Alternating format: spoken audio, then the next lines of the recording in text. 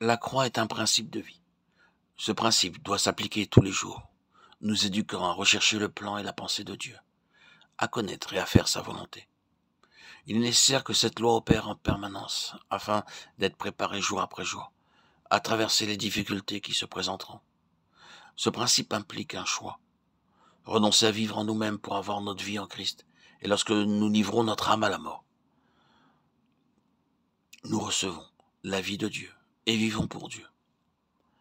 Le Seigneur vivait toujours sur la base de ce principe conformément à ce que nous lisons en Jean 4, 34. Non pas ma volonté, mais la volonté de Dieu. Pour rechercher jour après jour la volonté de Dieu, notre vie doit être livrée sans partage, comme un don spontané. C'est ainsi que nous entrerons progressivement dans l'expérience de la croix, et que la croix pénètre en nous. L'entière consécration signifie que nous voulons vivre entièrement pour Dieu.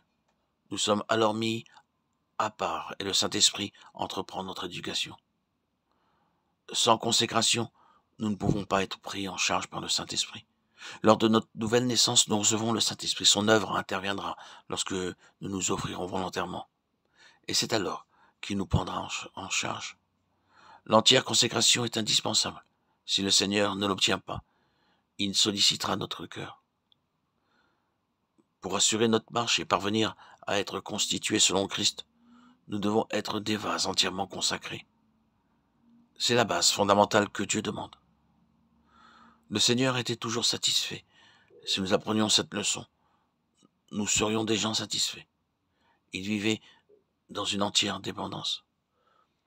Il aurait pu agir par lui-même, mais ne le faisait pas. Il ne faisait que ce qu'il entendait de la voix du Père.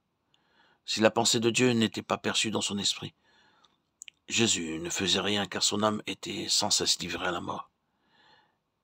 Et la croix appliquait une interdiction formelle sur son âme. La croix est une interdiction formelle à toute indépendance. Si nous vivons la croix, nous l'expérimenterons, car notre âme sera placée sous son jugement. Nous ne pourrons pas comprendre ce que le Seigneur nous dit sans l'expérience, car nous ne saurons pas comment cela s'exprime et se traduit en nous. Ce n'est que par l'expérience que nous pourrons l'expliquer. Le Seigneur disait « Je ne puis rien faire de moi-même. Selon que j'entends, je juge. » Il estimait dans son esprit. De même, nous devons apprendre à estimer dans notre esprit, à lire dans notre esprit ce que l'esprit dit. Nous le saurons dans notre esprit, car Dieu ne parle pas à notre âme, mais dans l'esprit. Le Saint-Esprit se tient et parle dans notre esprit. Tout enfant de Dieu qui est consacré doit avoir la signification de ces paroles. Ne pas vivre pour soi-même, porter sa croix et le suivre.